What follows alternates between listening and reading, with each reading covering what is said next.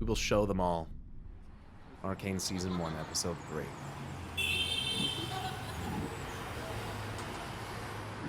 I mean, a lot of good stuff coming out of France lately, man. My game of the year is French made, you know? I mean, a lot of our games of the year are fucking unreal. Unfucking real. Such a good game, dude.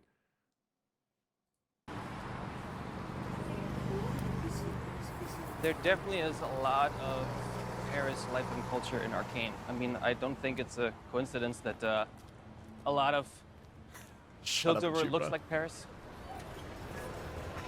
Things are designed to be functional, but also to be a piece of art. Goddamn text communication correct. The French kind of spirit. Yeah, so this venue is actually where we had Worlds a few years ago. Wow. It's cool because I haven't watched any of the World's opening ceremonies yet, but I want to. It's cool because it was really close to our studio, and so we sent a bunch of people from Fortiche. It was just something really special to finally be able to share. Hell yeah. I think they were fans of the story, you know, and of the characters, but you kind of also have to experience like the buzz in the world around the game. There's a world around the game? Weird. On a tout de suite vu que c'était quand même le jeu mondial et l'opportunité de faire quelque chose de très très bien. For us, Arcane was a big opportunity to show the viewers that we are not only good to make trailer and music video. Ça part vraiment d'une intention vraiment de plaisir, de passion, de faire un film, enfin une série. Jeremy? Plus que de faire du marketing. If I'm confident about that, I don't know. I hope people are gonna be surprised. I think everybody on the project is out to prove something with what we're doing. And I firmly believe that you need to find someone who's kind of willing to bleed for like this thing they're trying to make.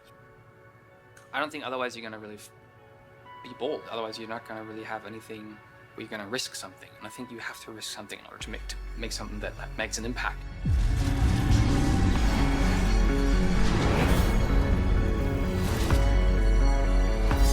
Man, I would kill to have a beer with Christian. I would kill to have a beer with that guy. Seems like my kind of guy, my kind of person I'd like to have a conversation with. Baby foots, right? Baby foots? Yes. The suspense is killing me. It's killing us. I suck so bad at I suck so bad at that. Basically, the idea is I'm much more of a pool kind of guy. You know? For this trip. Basically, the idea for this trip is to get into a room with the directors, the animators, the editors, and just brainstorm a bit together. Like, what would be the coolest version of this scene or this kind of episode? So you're just worrying about, like, it being too complex? My goals this whole time is like, I want to solve the story beats with the team in Paris. It's just going to be great to be like, hey guys, here's all our awesome ideas. And then they tell us whether they can produce it or not, or steer us more into something achievable. It's not done until it's done, right? You know, it's like the block of marble chiseling away, and then occasionally you know, knock off like an arm and have to start over. If we ever proceed with a scene without taking in that input from the directors here, it's worse, you know, because they're just so talented. They always find this really creative spin. Pascal has this amazing eye for character designs, the models, the stylization. Tu vois la cam... Je sais pas si on pouvait pas mettre une caméra qui tremble un peu là-dessus. Who is the... Why just the man of shadow? Jérôme, he's the invisible wizard at Fortiche. Today I want to create the lab to experiment new style for the future with Riot.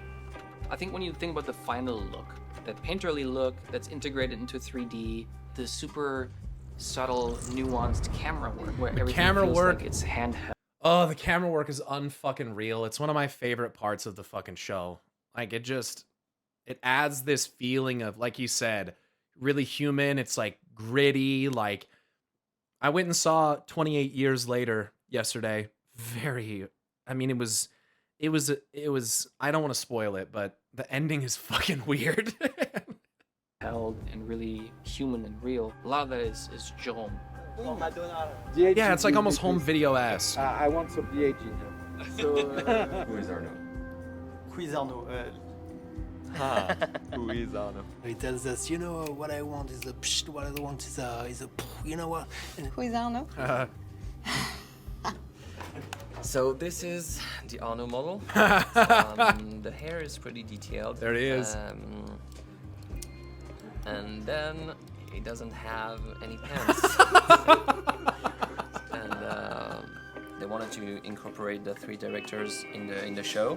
Happy Progress Day! Yeah.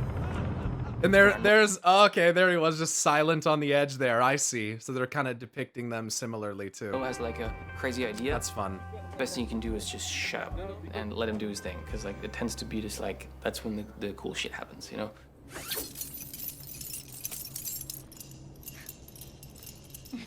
I loved that they added them as kids in there.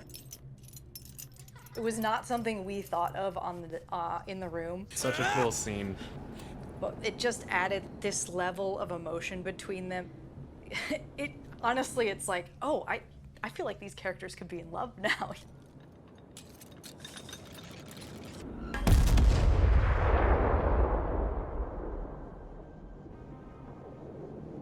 This sequence is in every way, technically, artistically, and it's I don't know how to say that.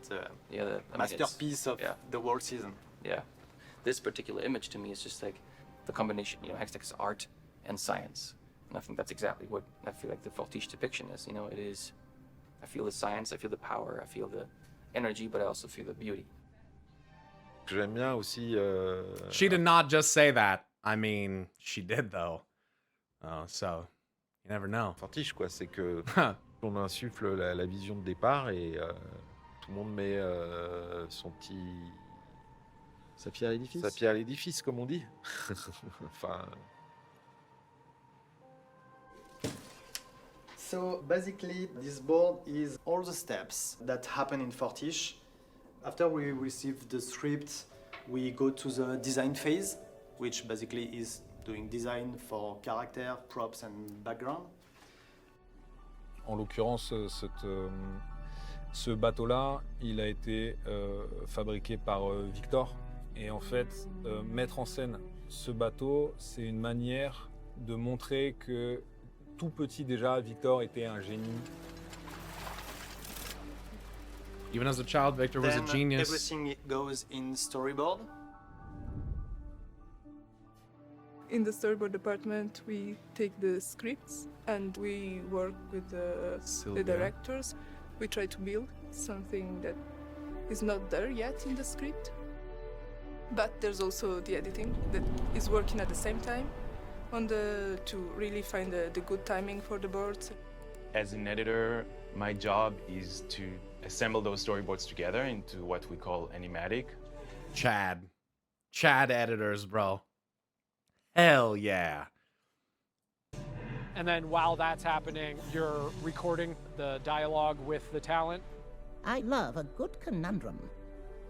Hammer forging is such delicate art. Shimmer is rampant in the Undercity, attacks at the Hex Gates and in the Academy Square. Yeah, but I said I already called it. You can't do... I called dibs. We get voices. God, I would love to do voice acting, dude. Oh, that'd be so cool to be in a studio and get to do that. That'd be cool.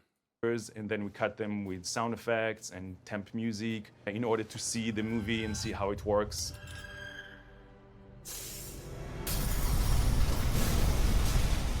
We're watching full-on storyboard animatics with the voice actors in there.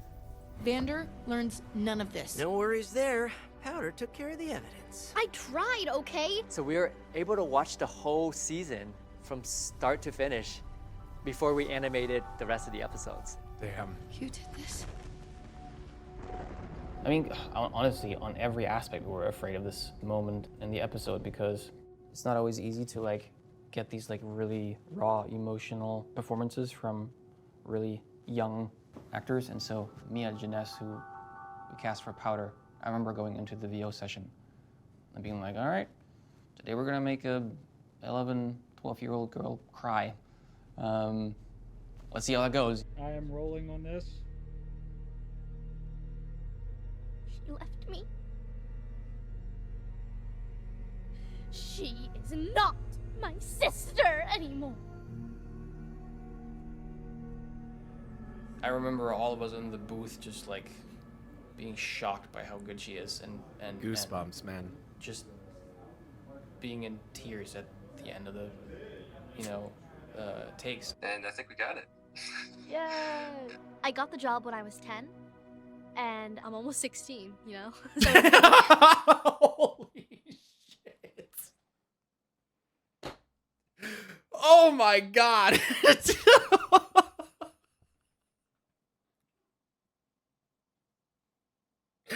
That is fucking so long. Oh my gosh. That's crazy. That's crazy. Why did you leave me? Because you're a jinx! Oh, no.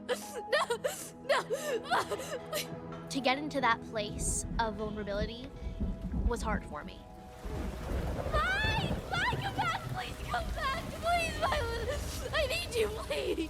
I have a little brother who is my best friend in the entire world. We get upset when we don't see each other for like more than 3 days. I can't imagine a world where he isn't in it.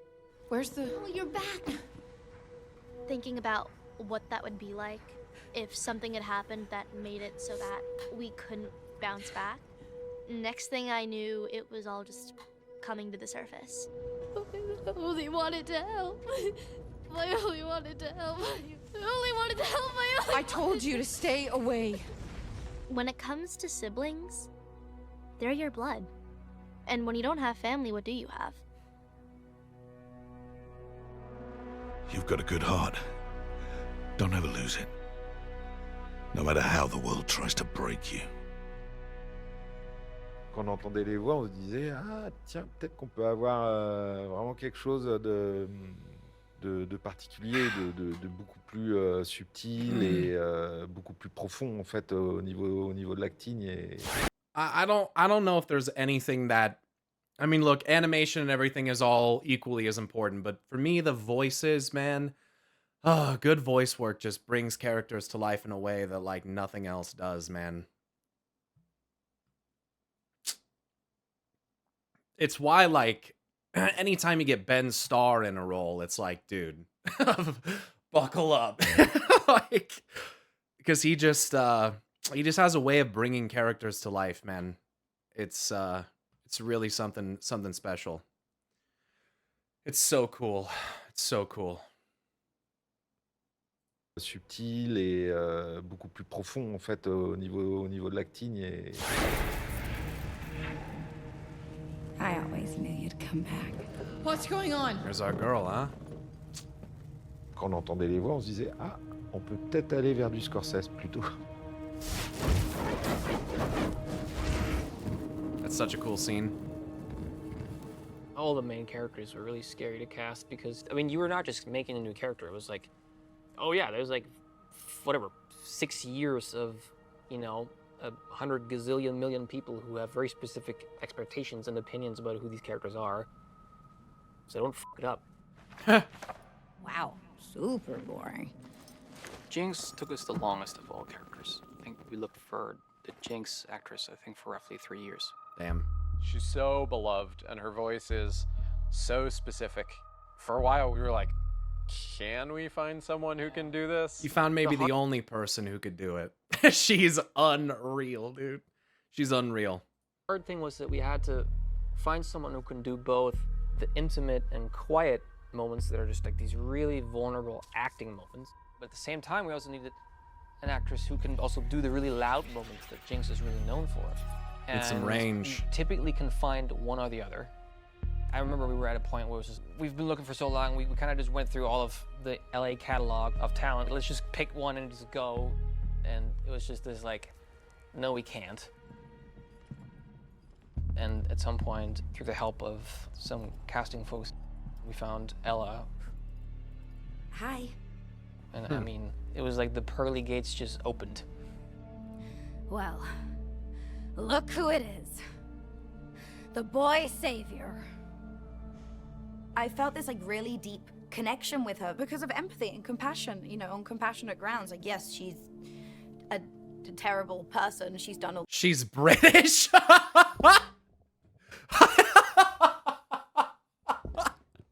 I had no fucking idea, bro. This shit fucks me up, bro. When you hear people do voices that are not their actual voice, and then you hear their actual voice and you're like, wait. Wait. Hold up. Wait a minute. Something ain't right. Wait, why you wanker?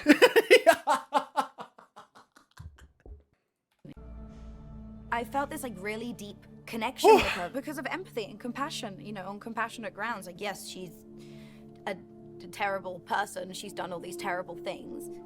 But is she a terrible person? Like, I don't know. I started to realize, like, who she's become, this Jinx that she's become, is just a deeply rooted, very difficult trauma response that she's developed because she's gone through things no one should ever have to go through.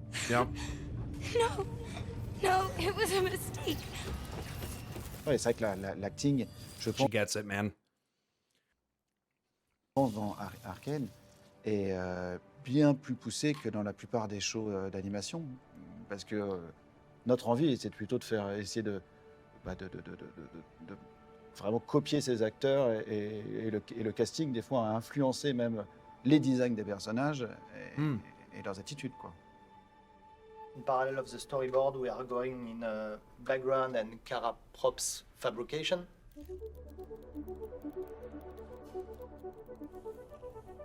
At the beginning, we work in the same time with animation, so sometimes difficult to know exactly the position of the character.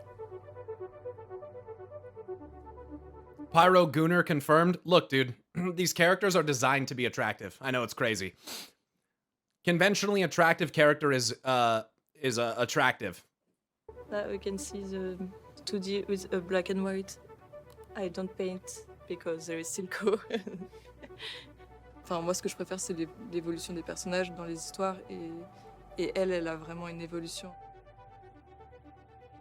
Je pense que c'est pour ça que c'est mon personnage préféré. Puis j'aime bien son côté un peu folle et en même temps, elle est pas si folle que ça. Not that crazy.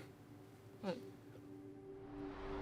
So we've got designs, and from there, we just build it in 3D. Yeah, it's very simple. Have you seen Tarek? Yeah, I have. You know, someone out there is interested. So here we made the Atlas Gauntlet, and the most difficult part was there is a lot of tiny parts who work together. So before it gets to the rigging department, we have to be sure it works first. Like all the tiny pieces, you see here. So it was engineered precisely to work like that. That's awesome. So it's a part of the fun, but it's part of the headache too.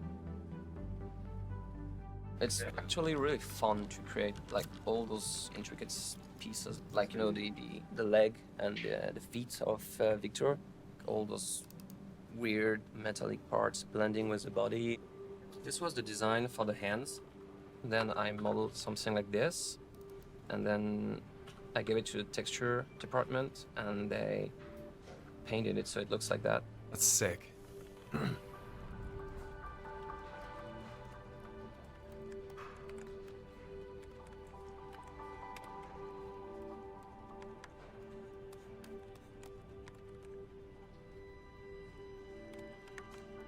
All the process is built around the idea of bringing the design to the final image, and that's great because this is actually like the design is just brought back in 3D, and it's actually what the designer thought of. Instead of a big change to get it there. That's so cool. Bah là, je vous présente en fait ce que c'est un rig. Pascal fucking shreds on the blades, dude. C'est vraiment des joints, des os fictifs qu'on met en place. Donc c'est des points de pivot qu'on peut faire tourner avec des mains. Rigging seems like so much work, dude. On a une équipe d'animateurs qui est tellement forte et ils vont trouver, je sais pas, 3-4 idées pour rajouter de la vie au personnage. And then we are going at layout stage, and they start, to do the staging and the camera movement. On essaye de traduire le storyboard en 3D et de transmettre en fait des émotions juste avec une caméra, avec les mouvements de caméra, avec la focale qu'on va choisir, de trouver des jolis cadrages. I love that. Et de trouver le rythme aussi de l'animation.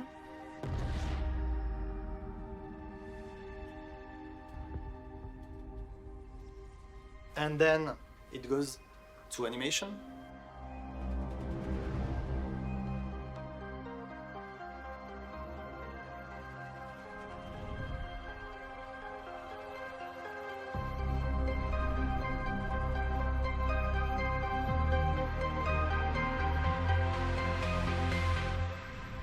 T'as le plan de Moïse avant où il va partir, il part et puis sur le départ en fait il se fait tomber, t'as pas besoin d'avoir une grande distance mais juste sentir. If you go in a dictionary, like animation is giving life to something. Being animated, it's just Anima. like get the passion of something as well. And us, we are like the puppet master, the puppeteer. Oh, great, they're the Primus, specializing in anima. Great.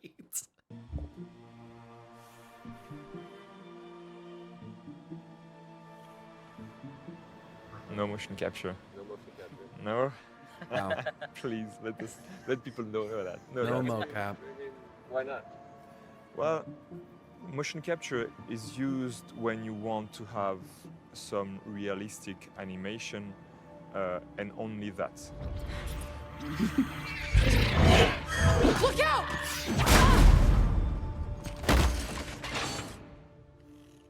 Keyframe animation, it pushes you to understand what happened in the body, how everything worked together to have like this feeling of natural and believable animation. Yeah. And also it's about like the style of the show. It's semi-realistic, but it's not fully realistic.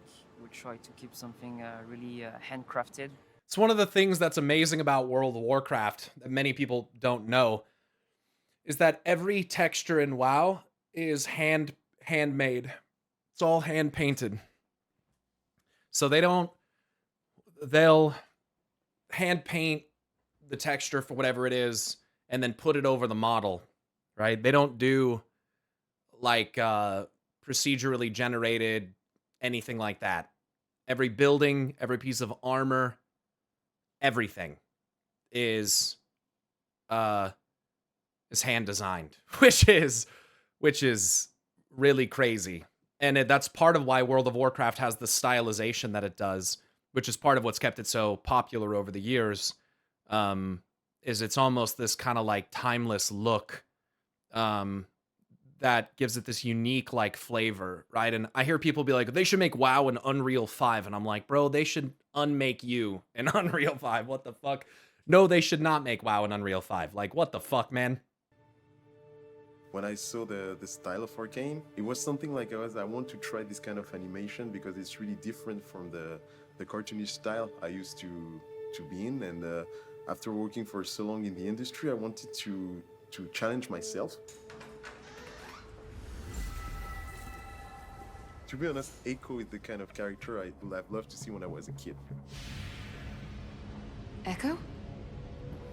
One of the first dialogues He's so sick, dude. I arrived with something completely different from the board, and Bart was like, "Oh, I didn't thought about this way, but it's interesting."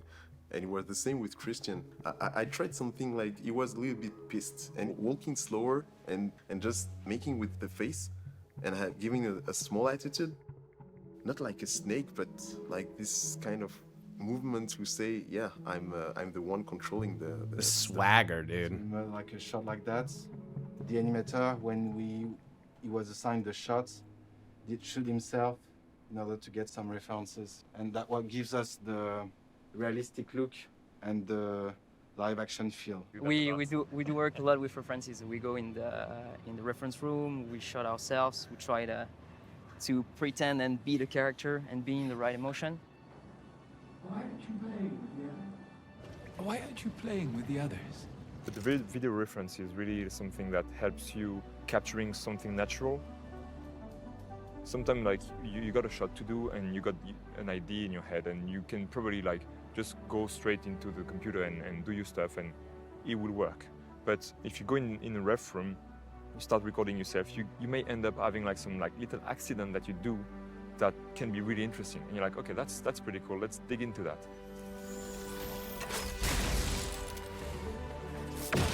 Remind me why we bother with this dump. How can I say no to such an auspicious offer? You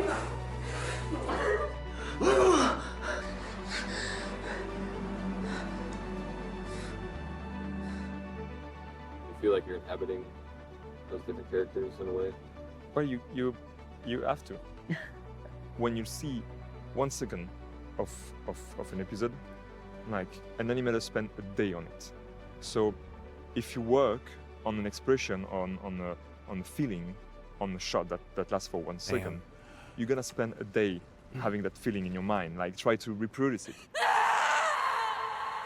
It's not rare to have like you go around the animation department and you can see like people like doing like like this just this face where you're just like acting what that's the common thing in animation, really. I really wanted to be part of this sequence particularly. Like there is a lot of crazy sequence, but this one was the one for me. When I heard that I was working on it, I was like, it was like a dream. Like, and I was really happy because I had the slow motion moment, and I have the opportunity to work with my son to make the movement of Echo young. He's 9 years old, almost 10. We came here to shot the scene where Echo is running slowly in slow motion. Yeah, it was so cool to share that with him. It was That's like awesome. a moment, father and son, and I hope he will remember all his life. That's so cool, dude.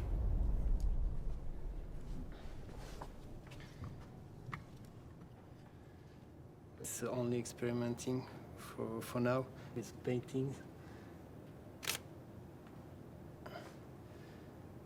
It's about to be tested. For the glitches, we draw them directly on the computer. For this one, we are searching for another kind of process, more realistic. 2D effects are very specific at Fortiche because, you know, it's a Fortiche trademark, you know, doing 2D effects on CG animation. They're just like traditional animators doing FX frame by frame. Donc ici, on a le pouvoir que Jace crée avec son marteau. And drawing, frame by frame, and layers by layers. But sometimes it's very difficult to follow the camera movements, which are very interesting. This kind of shot is really difficult to do because the camera is a little bit hard to follow. I think I worked something like 3 weeks on it.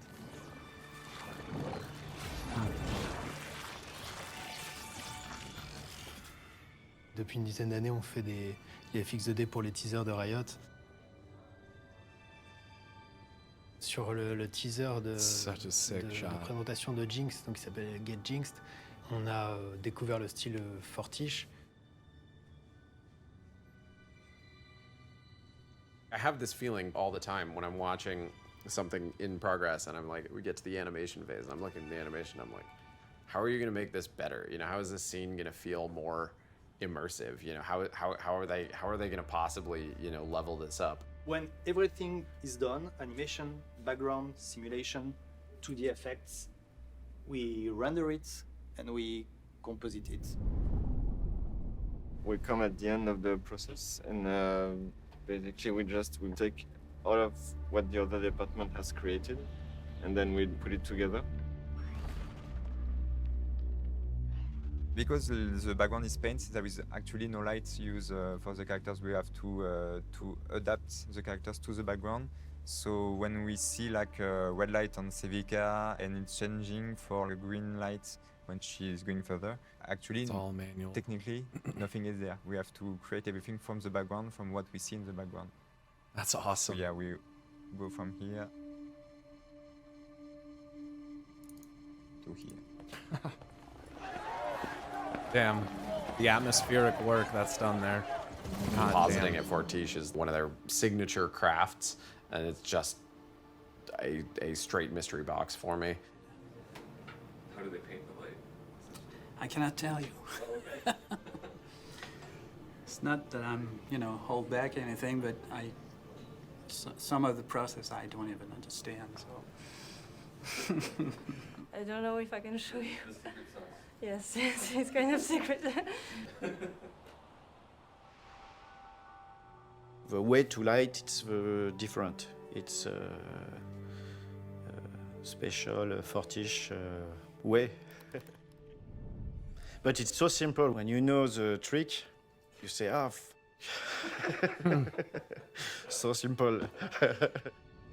It's not magical trick. It's just artists and people who are doing beautiful things. The real magic is on the everywhere.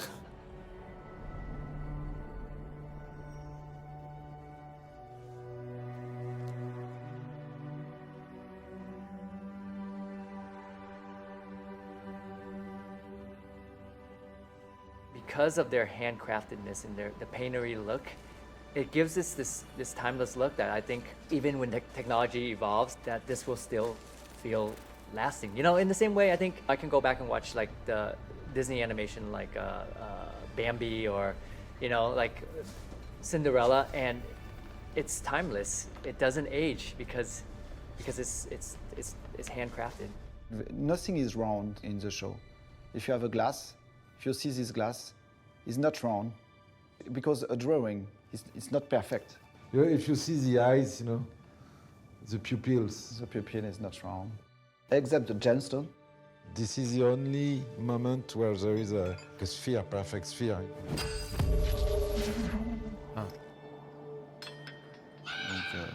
Et l'idée un peu, c'est d'avoir chaque image, comment dépasser la qualité que peut produire un dessin animé 2D classique. Et ça, la 3D nous le permettait. Et c'est d'avoir que chaque image, chaque pose qu'on fait, ça reste un peu un concept art, une belle illustration.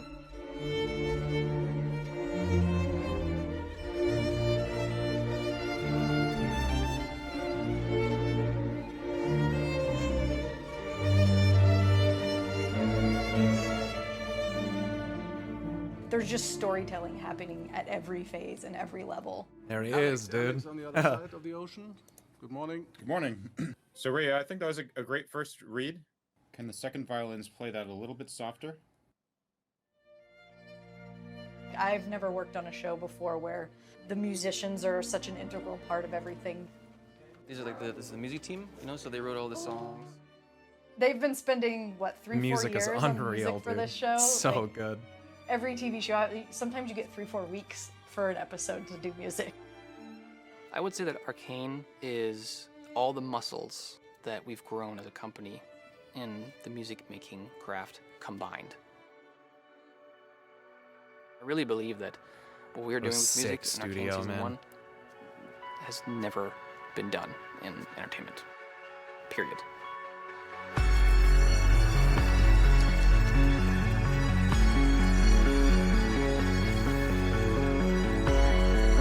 This is a nice series, man.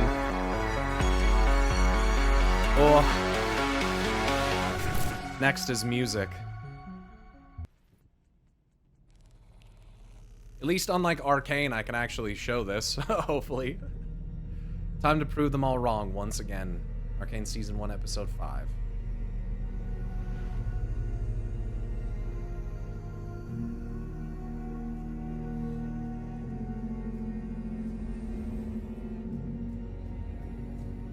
Pretty sure Salo's voice is credited to Josh Keaton, by the way. Oh, I mean, if that's the guy, that the blonde counselor, that's absolutely Josh Keaton. The same voice as Anduin Rin.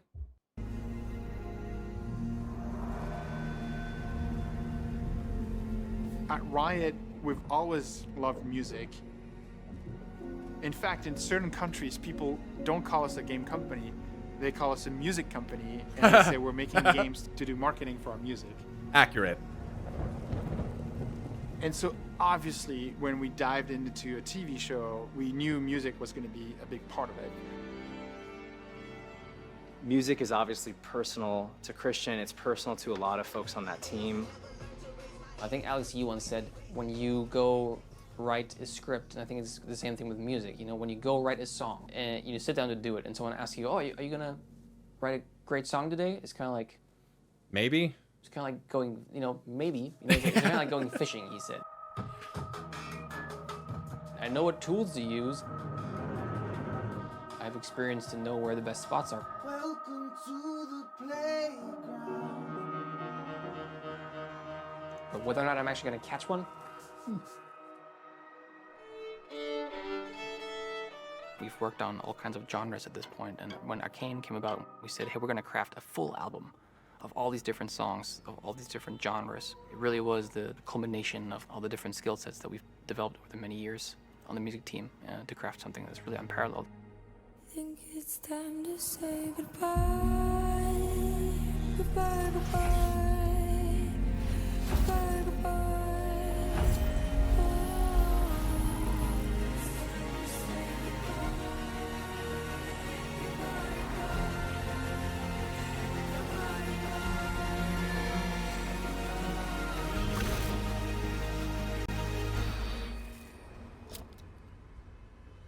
Welcome to my studio in North Hollywood.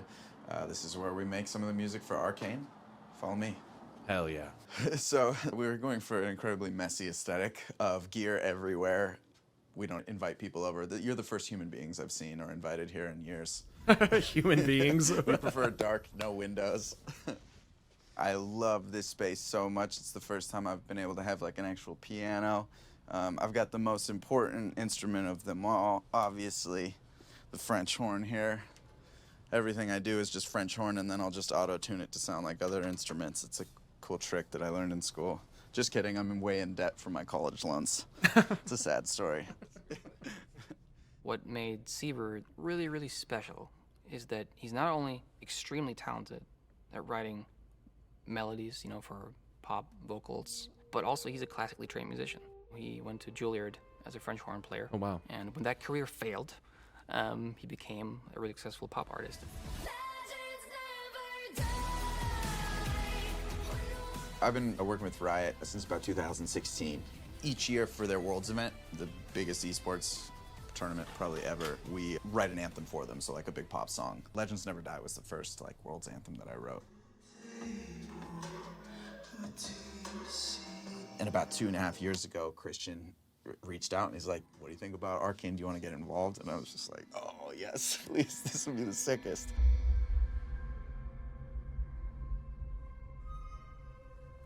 We always wanted to make music part of the development from the very beginning instead of just this post-production phase, you know, that it often is in film and television. Weave it in. The first time I heard about Arcane was pretty much a series of index cards stuck to the show. acoustic It's all treatment art. in Christian's composing room. Technically, he was still a composer then, but he had the story that he wanted to tell, and he had ideas for who he wanted to help him tell it. Music on Arcane started with Alex Temple, who is just an incredible composer. But at that point, I hadn't done any longer form narrative work. I'd done shorter form narrative, whether it's like a 3 to 5 minute trailer or things like that, but nothing approaching the scope of Arcane. Can you show me what this is? So this is a gudgeon. I might be pronouncing it slightly incorrectly. what? But Yeah, normally it's played.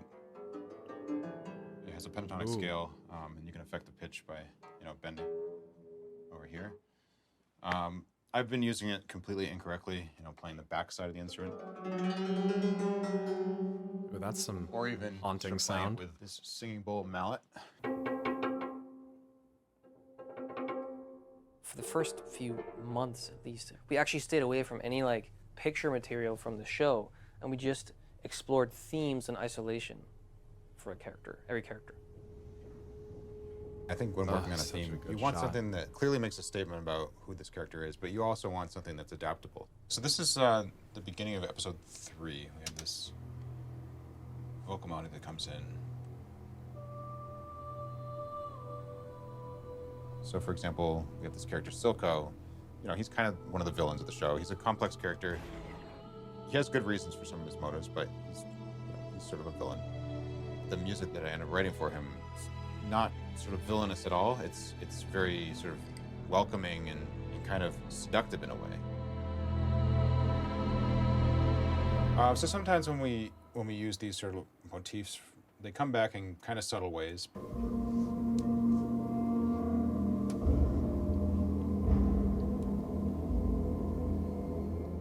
Kind of very confused, distorted version of that melody we heard performed so beautifully by the soprano in the other cue. We really wanted to have just melodies, for characters. Like, really, you should feel like you remember this character in this moment when you hear this melody. Yup. Leitmotifs, dude. It's fucking powerful, man. It's powerful. They do it a lot. Soken did it a lot in Final Fantasy XIV, and it goes a long fucking way. I mean, Final Fantasy has use of that all throughout the different games, but like, there are certain songs, I mean, and even melodies, like as soon as you hear them, if you're familiar, it's just like, oh shit, that's like the Heidelin motif right there. Like there's, I love that stuff, dude. I love that stuff. They're always there, but sometimes they're darker, sometimes they're brighter, sometimes they're faster, but they're always there.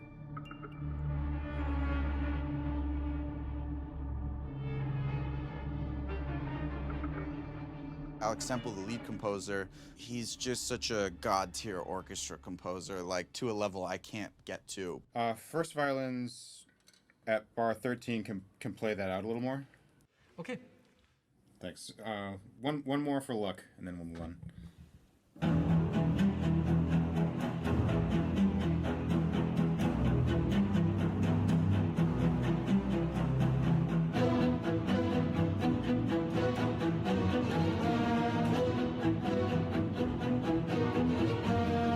It's funny because I was a French horn player growing up, and so I listened to just all this Mahler and like Bruckner and all these people, and so I thought I was obsessed with it, and then I'd talk Mahler with him, and he's just like, oh, the specific recording of George Schulte from 1975, I prefer the third movement versus the Bernstein recording, and you're like, okay, all right, you win the nerd contest.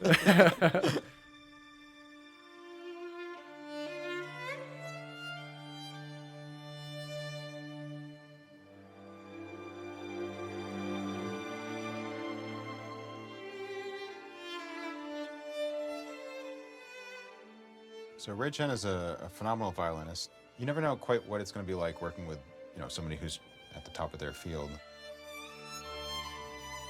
Ray plays as a soloist with the Los Angeles Philharmonic, the big orchestras in Europe, London. As a soloist.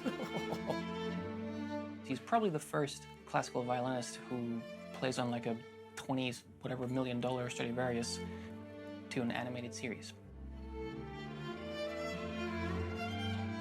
He's got a lot of patience. A lot of the time, the music I put in front of him, it's written because we know he can play it.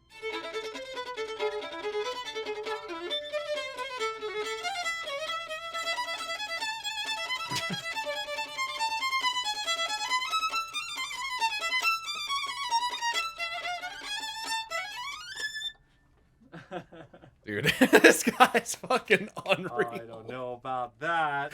That was horrible, my God. Yes, who was the composer who composed this? We're approaching the finale of the first season. It's getting very dramatic for all of our characters. This is a cue that's based on the theme of the character Victor. This is around the time when he pushes his body and the transformation further and further, and so fucking good. kind of gets seduced in a way by this hex core,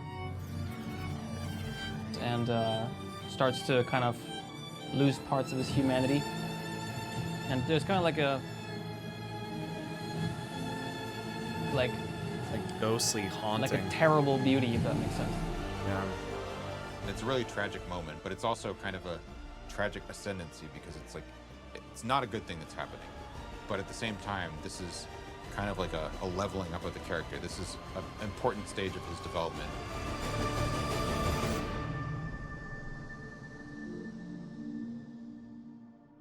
I've been doing orchestra stuff with Alex Temple for about 2.5 years. And it was sick. only about a year ago that we were like, let's do a 11, 12 song pop soundtrack to go with the show. That scene fucking destroyed me.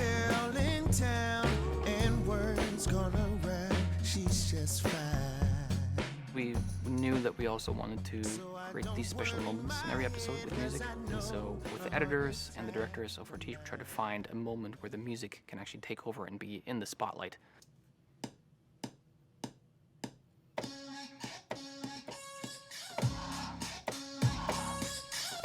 I declare war on anybody standing in the way of what I dreamed for. How could you ignore? Working on Arcane, the pressure is pretty high. All these great, amazing artists. And Astro, thank you for the follow and the sub, dude. Appreciate that. Welcome. The pressure is pretty high. All these great, amazing artists, and the story is amazing, and the animation is amazing, the score is amazing, the sound is great, the music has to be good too, the songs have to be good. Sebastian is like the ultimate homie for me. Don't play with the misfits. We did Rise together, did Awaken together. I cannot wait to work with him any chance I get. Sebastian is this interesting character.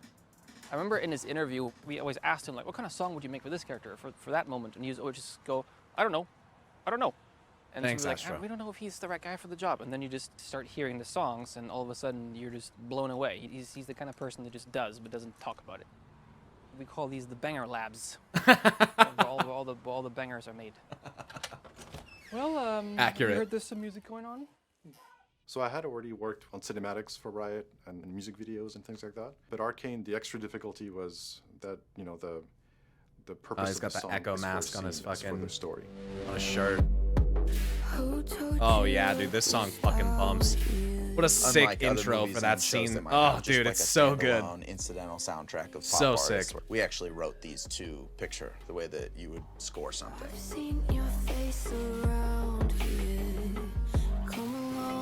So good.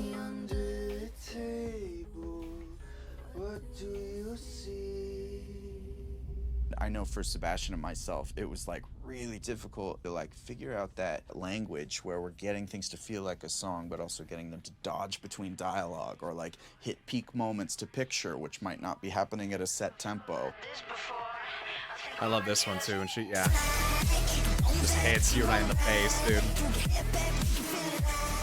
I think so much in what we do with the songs, you can kind of find parts of the world as well. Like Zon, this underground world where a lot of things kind of get repurposed, reused, mangled, distorted. That's what the drums kind of also tell me. Where I feel like, okay, if Jinx would design a kick drum, what would it sound like?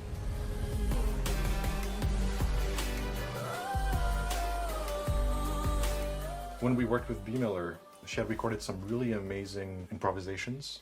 Like this for example, is...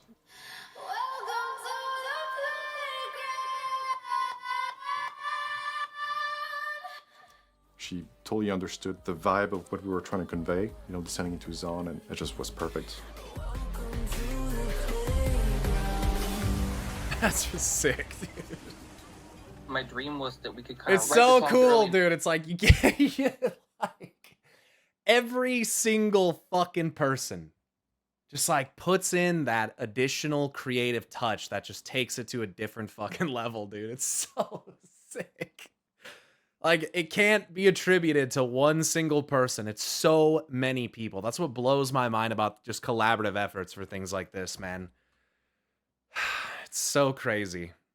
It's so crazy. One person not a part of it that puts in something like that, and it makes such a difference. It's so cool.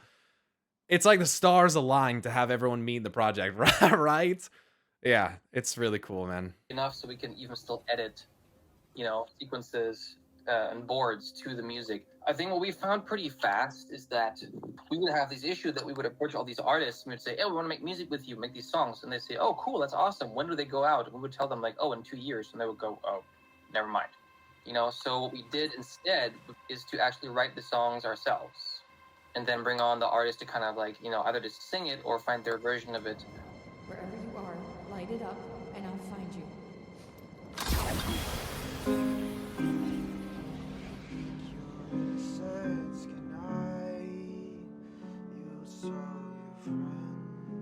Funny enough, we didn't even initially think about Woodkid for this song. We had him for a different one, and he happened to hear this demo and went, oh, let me do that one instead.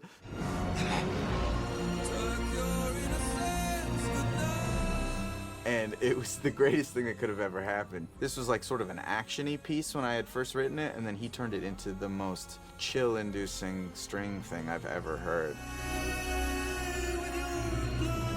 But yeah, so like it always just starts here, and then you never quite know what it's gonna end up being. The other big one was the Jinx Echo fight in episode 7.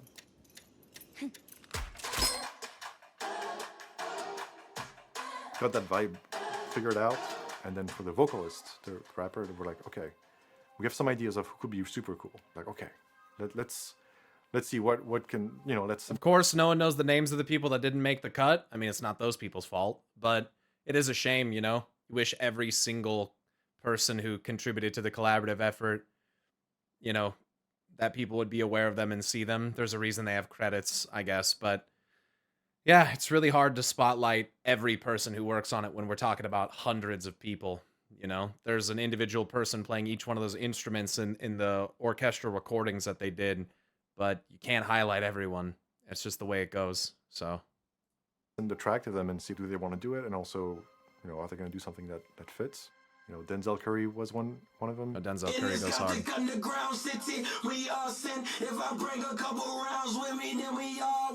Jizzle was another one. Just might kick your butt, go run amok, then paint my nails. Never learned to raise my hand, was too busy raising hell. And Brenjo, he sent us a demo that was kind of, sounded like a female vocal. I was like, oh, that's a really cool, catchy kind of chorus part. Turns out it was him just pitched up. Oh yeah, you mad, I'm racking up white diamonds. Throw me in the sky, you would swear the sun shining. All three sent us really awesome stuff. That's sick. So we got 3 demos, like, oh my god.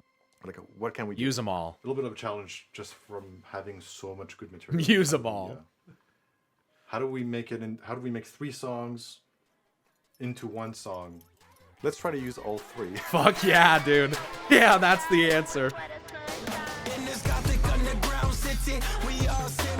If I bring a couple rounds with me, then we all win. I came back and brought the crown with me. That was one cool and I love that challenging track, man. thing about working on So Arcane sick. songs is you get these puzzles that you have to solve.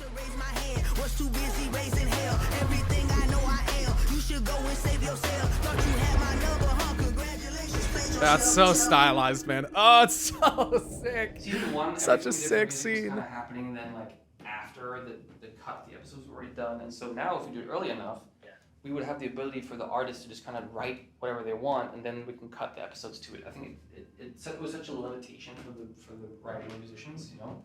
Working with Christian is pretty special because he's a musician. That's also another great thing about him is that he's not going to waste time. If it's not great, he'll tell you. He'll tell you right away, yeah, it's not working. Can you play the 57, just solo it real quick? Sergey says, Arcane did good with credits. They did add everyone. Normally in movies and TV show, direction removes like 40% of the people in the credits. And that's from someone who worked on it right there. So that, I mean, that's cool, man. It's got to be so sick to like see the credits roll and like see your name. That's so cool, dude. To be a part of something so beautiful, so fucking well made. That's That's awesome, man. That's awesome. That's when I hear it, because I don't know if the orchestra always makes me feel like it's more convoluted than what it actually is. Christian started his career at Riot in an entry-level position, answering tickets when players have a problem, whether it's a technical problem or billing problems. Then only a couple years later, he started to write some music, and only then we realized, oh my God, this guy is an amazing talent. Christian, the first time I met him, he came onto campus. I feel like without this guy's passion, this just never even happens. Like, it's so crazy how, like, without one person refusing to give up on the vision, it comes to life, That's cool, man. I think that's how people feel about guys like Chris Metzen. Like, without that person whose undying embers of passion never go out, like, even in the face of defeat, they just still have it in them. It's so cool, dude. It's so cool. Everyone got added in the art book as well, which was a surprise. That's cool, dude. I want to get the art book. Is the art book for season 1 or is it for both of them? Because I just wanted to be careful not to get spoilers on it, but I'd like to get that. I work in movies and accounting, and though I have no creative input, I can confirm to see your name in the credits is a wild feeling. That's awesome. It's both. I'll have to wait for season 2 then. That's why he's so good at talking to the fans on Reddit. Yeah. He just loves it. The best projects start like that. Chris Metzen, Christian with Arcane, the people of Sandfall for E33. Sure. Christian, the first time I met him, he came onto campus. Very quiet, very unassuming, other than, of course, the neck tattoo. And, I'm like, so, tell me, what jobs have you worked? What have you done prior to coming here? And he's like, oh, well, I did some music. I was in a band. I traveled around Europe doing some tour kind of stuff. I was like, don't care. How well will you serve the players? It took me a little while to realize that he was, in fact, a big deal. I believe he told me the biggest audience he played in front of was like 100,000 people. Holy shit. Christian's a freak because he gives us feedback like, no, the cello needs to be an octave lower and it needs to be this dynamic. Like, he just knows how to speak music. That's my favorite Christian feedback. When I released my album, I had one song that I was like super into, and I'm still really happy with it, but I just remember Christian was like, and Christian liked it when I was working on it, and then he heard the final, he's like, it sounds unfinished. You gotta break them before we can build them up. Yeah. We're all so blossom like a flower. He goes to give us high fives and we flinch. We're all so broken. Ready? It's going. It's just the episode 8 track where he's gonna have to pivot. It's the last song we had to come up with, and this one was the hardest one. Yeah, really. The concept was ambitious. It was ambitious and hard to execute.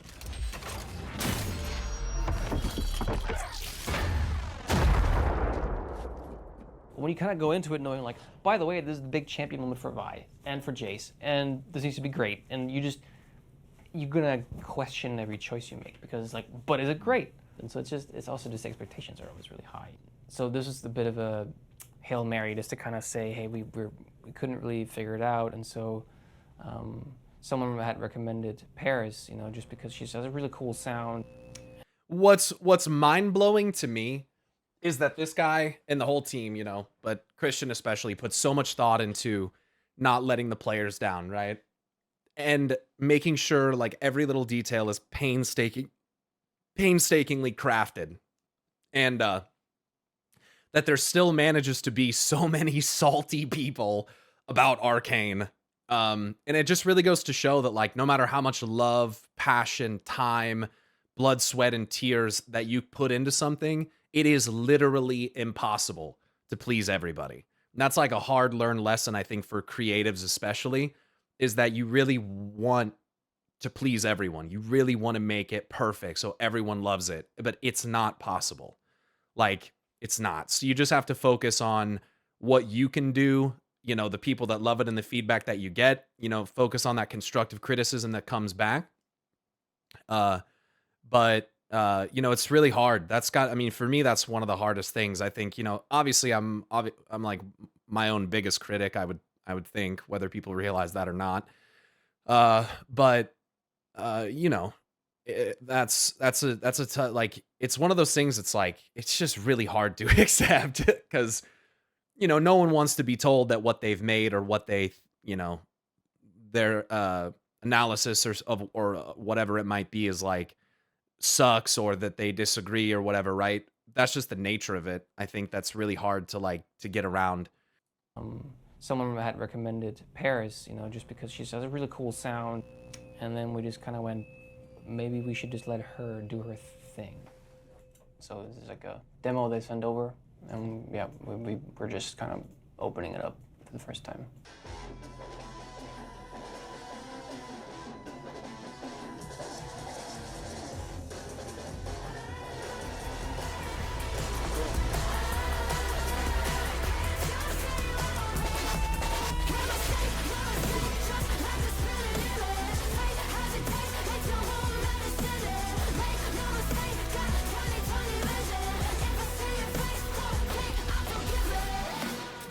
That's pretty cool. Yeah.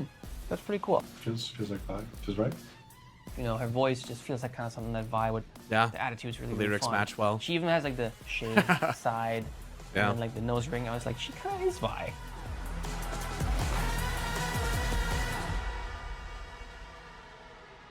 And then Imagine Dragons, huh?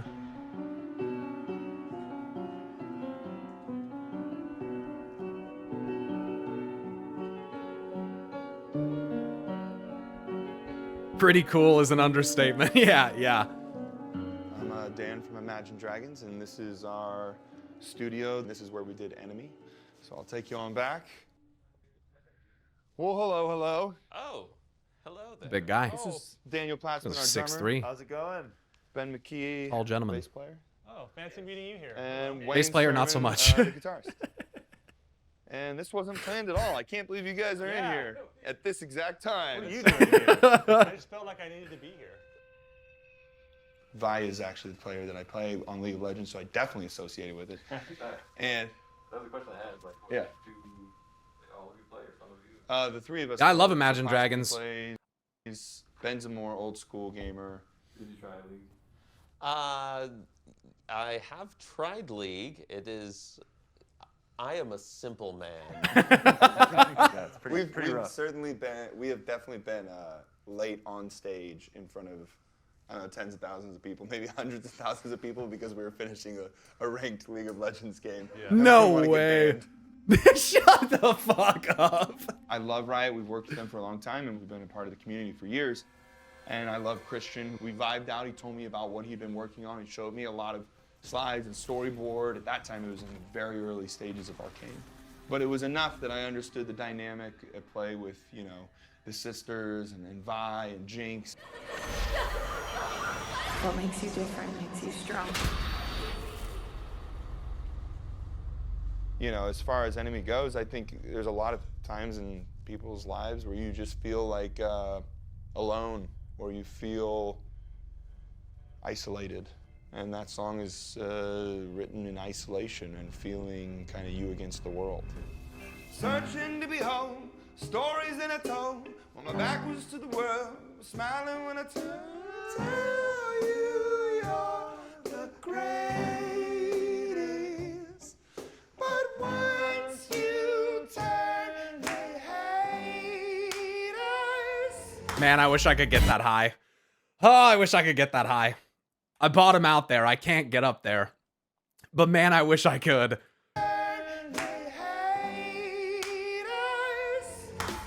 All right, top out there, I guess. Everybody wants to be my enemy. Look out for yourself. My enemy. All right, get it over with before my fucking YouTube stream gets copyrighted. They say pray to it. I swear I'll never be sane.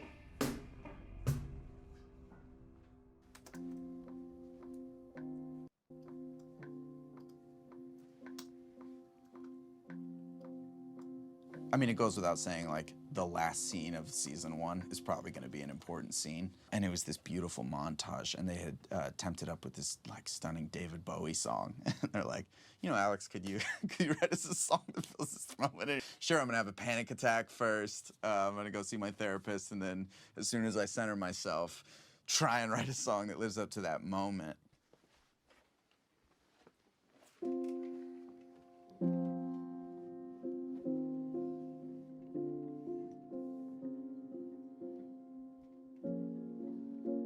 So here's some of the initial stems that I had done. It was just like a piano and my own vocal.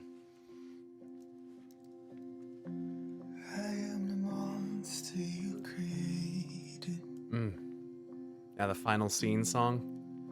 Ripped out of my parts. The way it starts is just like a person just like lamenting. I mean, it was really Jinx's voice in this song. The lyrics for that one came quickly. But in a way, what hits me so hard about it is that even though it's like the Jinx primary focus, I feel like it applies to so many characters. It's so heart-wrenching. Like, it makes you think of Silco and Vi and Singed and Victor and Jace, and just, it makes you think of Mel. I mean, it made me think of all of them. Just like how what they've gone through has kind of, in different ways, shaped them all into monsters of different makings. And to varying degrees, but like, it's heavy, dude. It is heavy. It's a beautiful song. The difficulty with that was writing a song that's structured properly. And the way that the rocket hits the window, like right on the lyrics, what could have been. Oh my God, dude. Cinema. It's so good, dude. Oh, it's so good. Because Jinx fires this rocket at first. I also don't think when I watch this that I recognize that she cries tears of shimmer. That's structured properly. That's a nice touch. Because Jinx fires this rocket at first, which is like a beautiful moment as it soars across the sky. And I wasn't at the point in the song that something that big was supposed to happen yet. So we had to like figure out how to write almost like a bridge section that is this rocket blast moment before we get back to the second verse and before we continue song. Christian would give us feedback and we'd kind of hit our stride, and then it would be like, okay, which artists do we want to have sing this?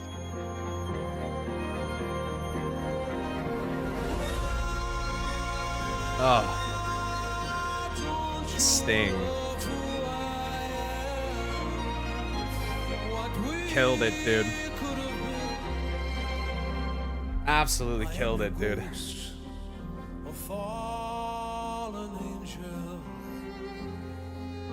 Ripped out all my parts.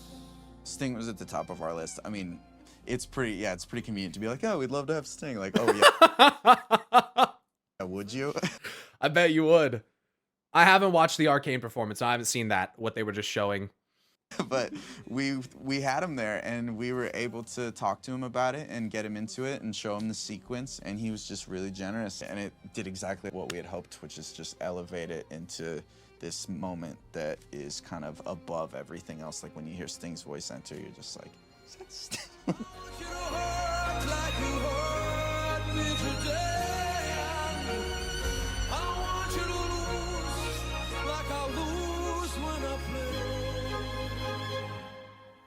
What could have been? You know, it's funny because you work on these moments for so long until you actually, like, and you think, oh my God, this is gonna be amazing. But you just don't quite know until you actually see everything done. And you just have that feeling for like 2 or 3 years where you go, I think it's gonna be amazing, but I'm not quite sure.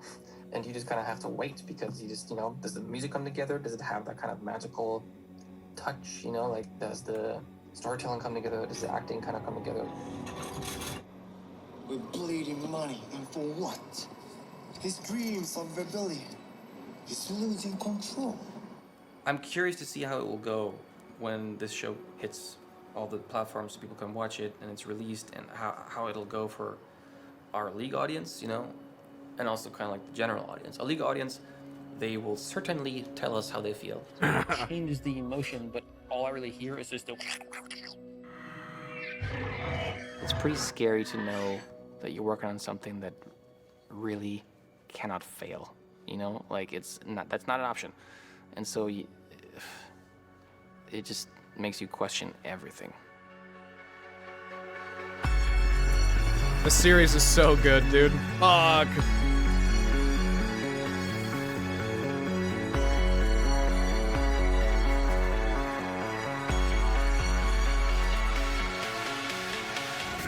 This is sick, dude. I'm so glad you guys recommended I watch this. There was someone who recommended in my comments that I watch this before watching Arcane. Bro, are you out of your fucking mind? What an insane recommendation. What a psycho. What a psychopathic thing to fucking say.